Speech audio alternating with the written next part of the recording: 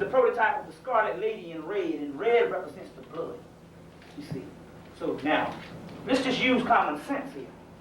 Everything that governs the universe, and even you go to the animals, everything it creates and everything it nourishes and takes care of is a feminine principle, or a feminine being. And all of a sudden, we got a literature, or scripts, or ancient documents, or new documents is in direct opposition from what it was in the beginning. And now you can understand how things happen and how we fail based upon that. I don't want to go too far in it, but I wanted to show you this because once I get back into what I'm getting into, this is going to come up again because this is real key. I want you to give me some other slides.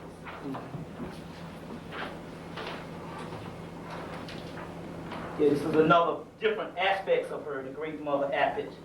A-P-E-T, Apet, or Tat-Ert, great mother.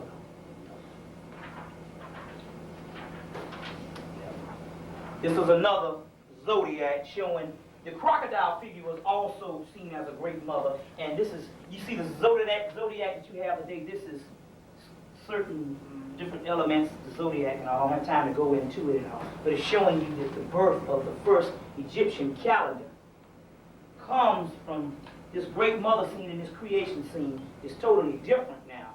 It's known as the Great Bear in Greek now. That you see that you have the Greek calendar. It started by Julius Caesar and all. The first constellation that I showed you comes from this temple. And this temple is called the Temple of Hathor at Dendera, and it's called the Temple of the Virgin Birth.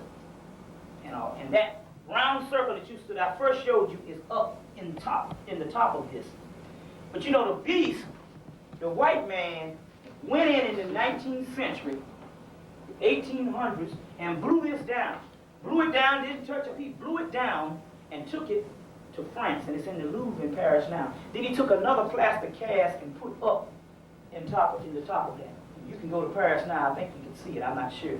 Because Charles Finch said he saw it last summer, 2 summers ago when he went. Dr. Charles Finch is over at the Morehouse Medical School. Now I'll hit on him in a few. But this is the Temple of the Virgin Mother. And this temple has certain hieroglyphics all over it. You see, you know that this was a place of God. You know that this was the personification of heaven, and it was heaven on earth. Because every single thing that happened in Kemet, it was a manifestation from religion on into technology. You see, the technology was a manifestation of the religion. They just make things now. You see, in Kemet, they didn't make certain things because they didn't need certain things. But let's just use our brains for a minute.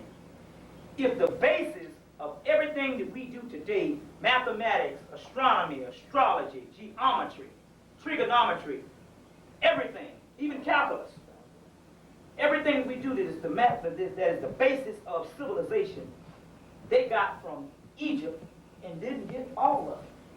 So common sense will tell you, if we wanted all this that we have today, we could have had it. But there was a strict code of law. It did not break the codes of the Mayathean law that God sent down. They didn't break those codes because they knew if they didn't follow that, one day this whole thing would fall. And in later times, that's exactly what happened because things got unloosened after so many years. Now, you must take yourself out of the chronology. This stuff is way older than what the white man wants you to think.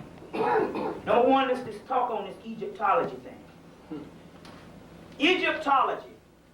In this country, you have the Oriental Institute in Chicago that's started by James Henry Breasted and was financed by Rockefeller.